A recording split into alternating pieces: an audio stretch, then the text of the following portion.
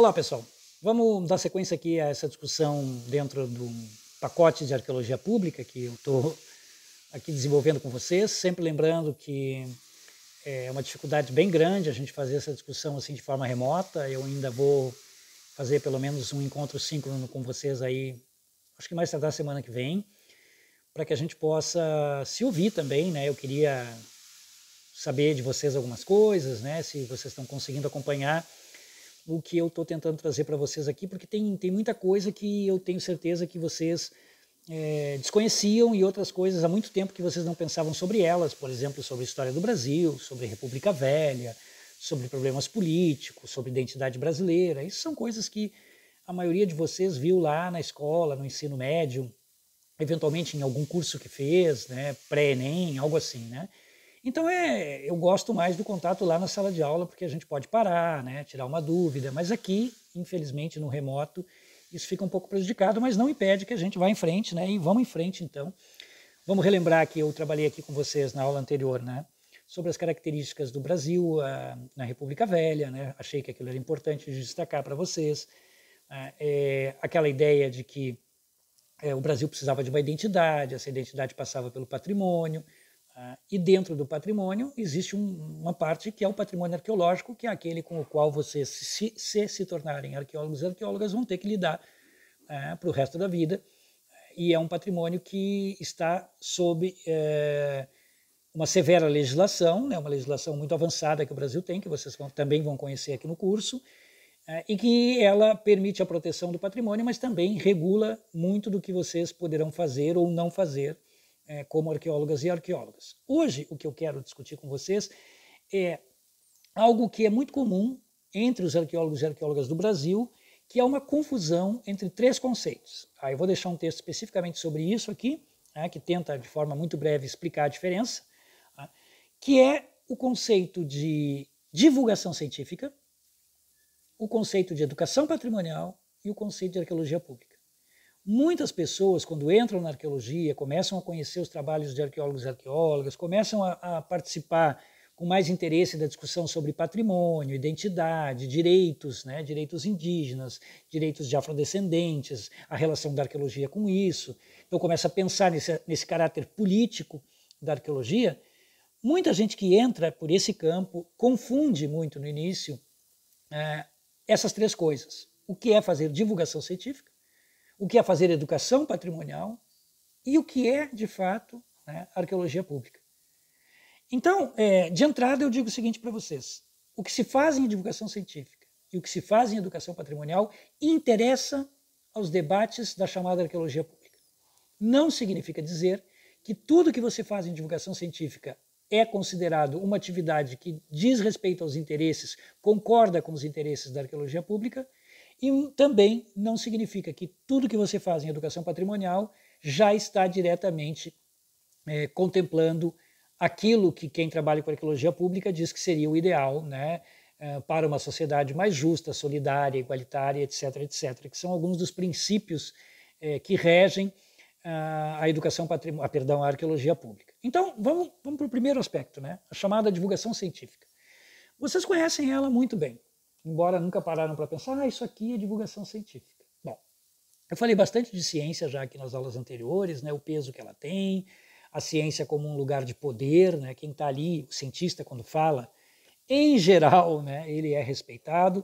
Disse para vocês lá na primeira aula que nós estamos vivendo um tempo muito complexo, onde a ciência tem recebido muitos ataques do que se convencionou chamar negacionismo, né, então isso é um problema hoje que a ciência no mundo está enfrentando, que pessoas que não têm o conhecimento, o estudo, a qualificação, opinarem sobre conclusões que a ciência chega sobre determinados assuntos. Claro que o caso mais assombroso é o dos terraplanistas, né? Pessoas que acham que a Terra não é um globo, né? Que a Terra é um disco plano. Por incrível que pareça, tem pessoas que realmente acreditam nisso, ou pelo menos dizem com tanta convicção que me convenceram que eles acreditam. Não sei se eles mesmos acreditam, mas eles falam com tanta convicção que a mim eles me convenceram que eles acreditam. Vejo que não é a mesma coisa, né? Eles podem não acreditar, mas falar com tanta convicção que eles convencem os outros de que eles acreditam, né? Enfim, Isso é o caso mais aberrante, mas ele é um sintoma de que algo está acontecendo no mundo, e aí então se expande para outros campos, né? Existem, por exemplo, aqueles que negam a eficácia de vacinas, e agora, por causa da pandemia, esse assunto cresceu, mas já existia antes da pandemia de coronavírus, pessoas que dizem, não, vacina faz mal, vacina é contra a natureza. Nem eram por princípios, porque são favoráveis a este ou aquele setor político, era por outros princípios, princípios de valores, de achar, não, meu corpo, eu não vou deixar ser invadido por uma química que não é natural, prefiro usar recursos naturais, e a gente sabe que existem muitas pessoas que se pautam por esse tipo de comportamento.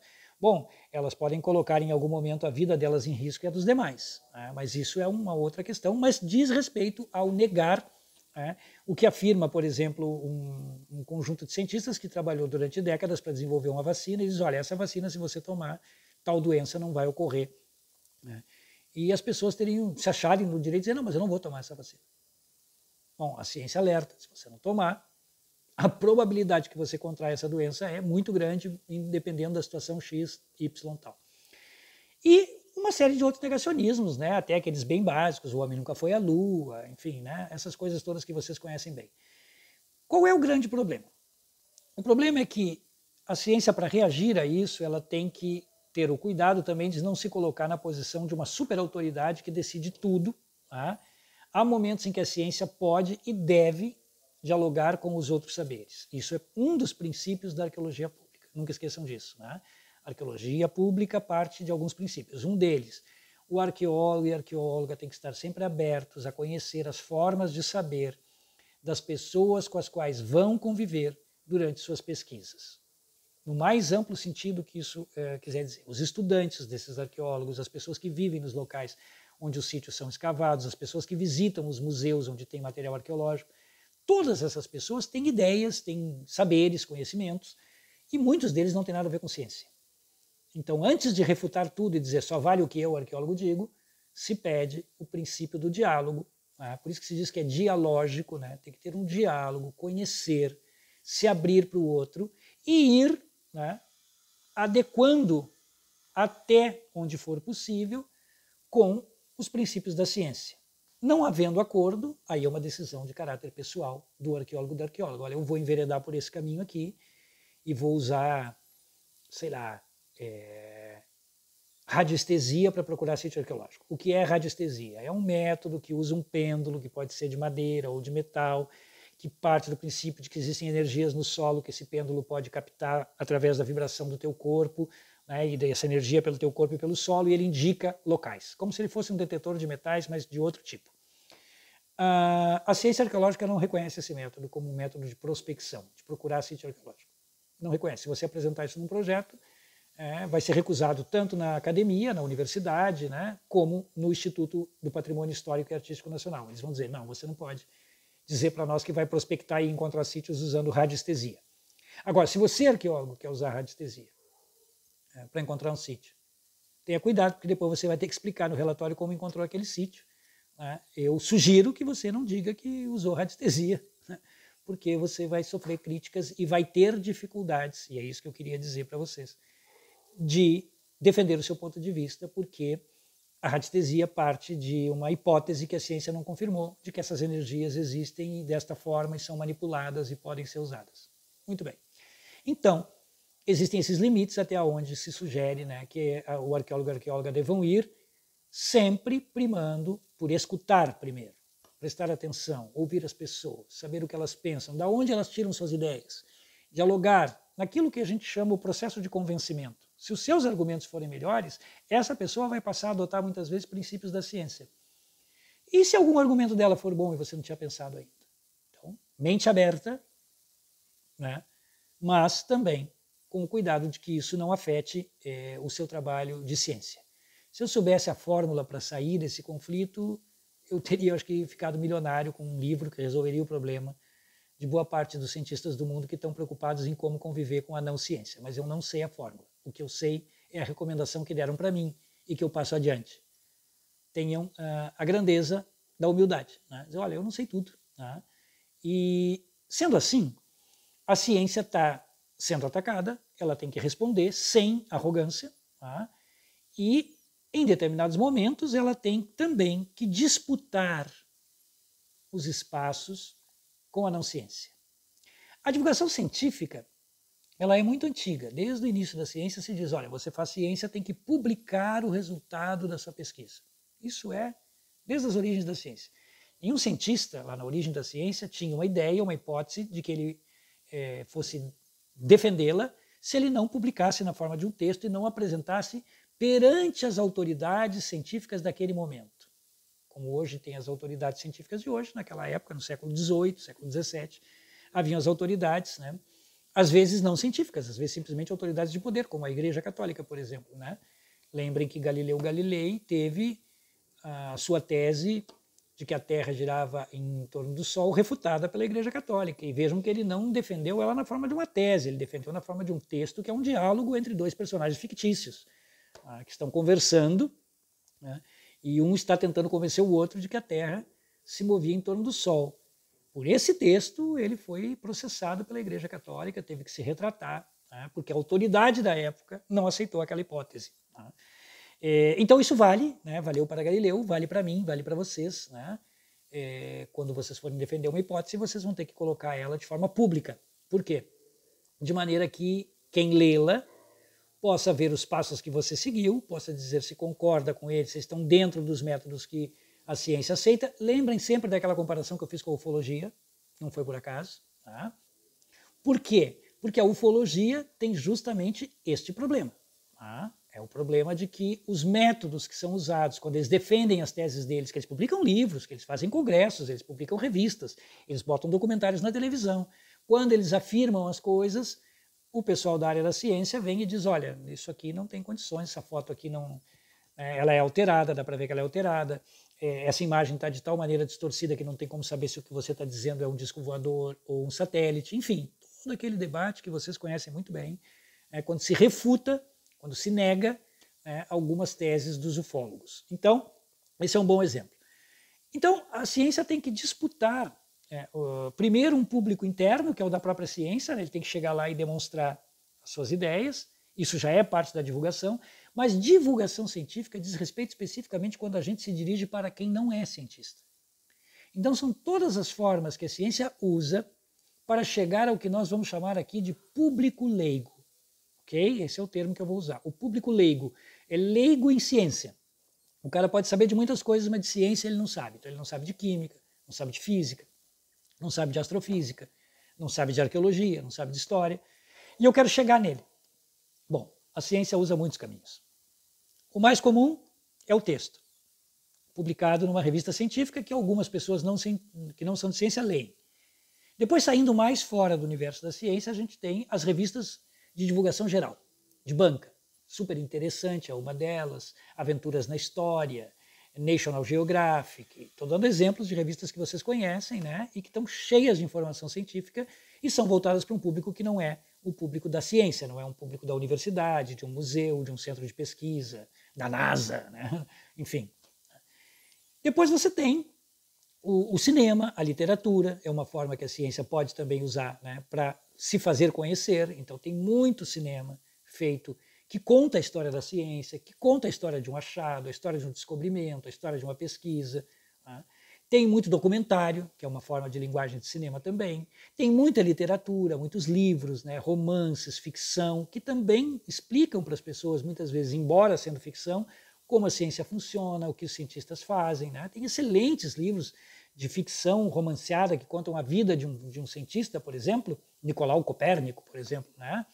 E que não é um estudo de história, não tem nota de rodapé, não tem fonte citada de onde tirou a informação, mas um leigo que lê pode ter uma ideia, né? Se o trabalho não é um trabalho completamente ficcional, que diz, olha, não tenho nenhum compromisso com o Copérnico, só vou mentir aqui, uma mentira bem bonita de como ele poderia ter vivido. Se não é isso, se é alguma coisa que diz, não, vou fazer um romance histórico.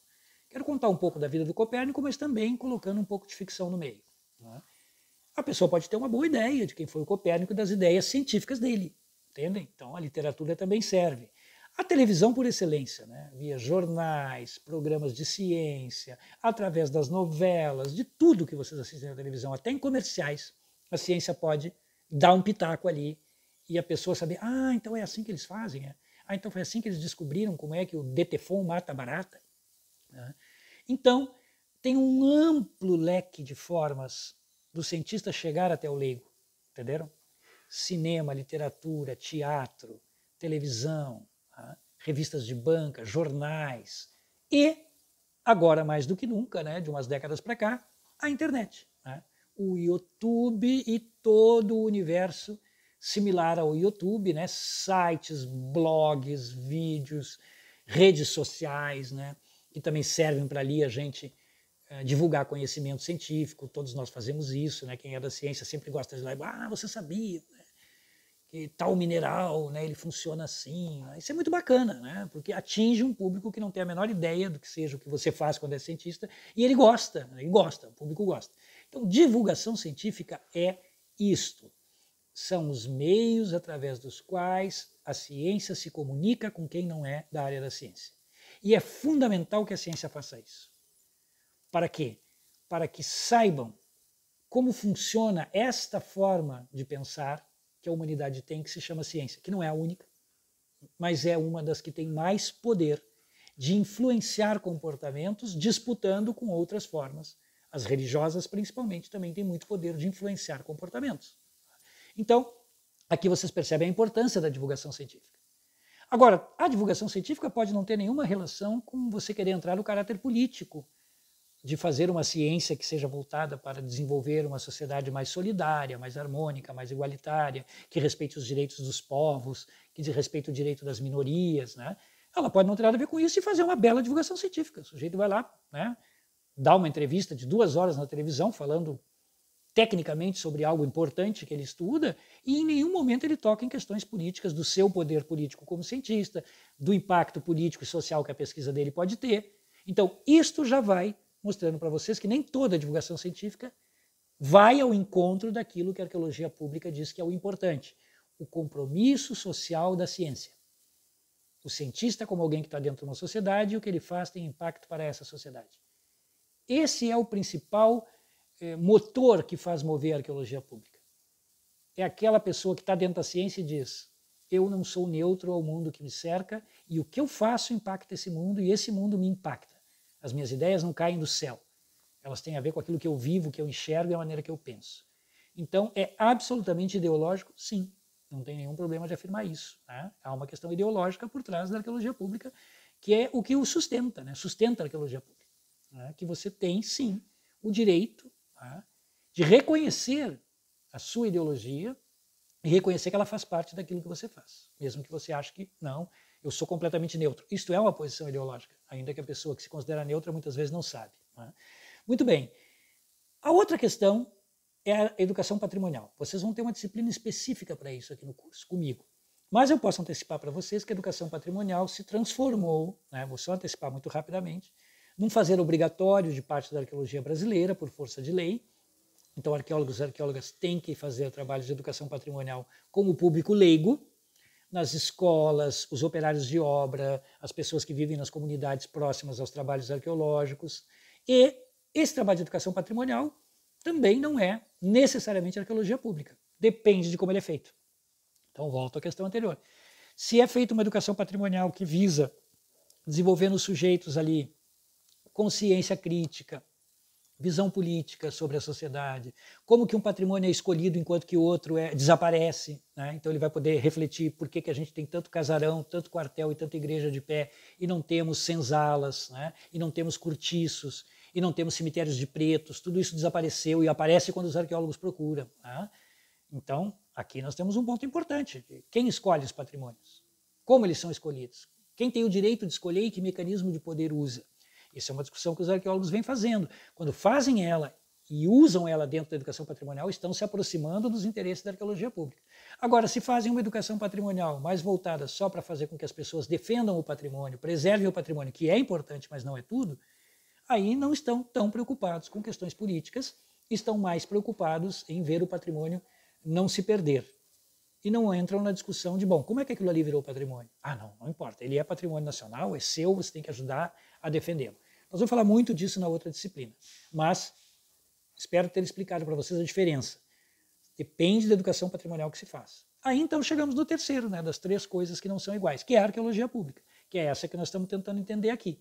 Então eu acho que com essa comparação vocês conseguem entender um pouquinho melhor essa diferença. Né? Tudo que a gente fizer que diga respeito a ter contato com quem não é arqueólogo interessa a arqueologia pública, porque é na forma desse contato que a gente vai ver se as pessoas estão pensando naquelas coisas que quem faz arqueologia pública diz que seria o ideal, ou se as pessoas não têm essas preocupações e mesmo assim fazem bons trabalhos. Eu quero que isso sempre fique bem claro. Não se trata de taxar de mau trabalho e bom trabalho.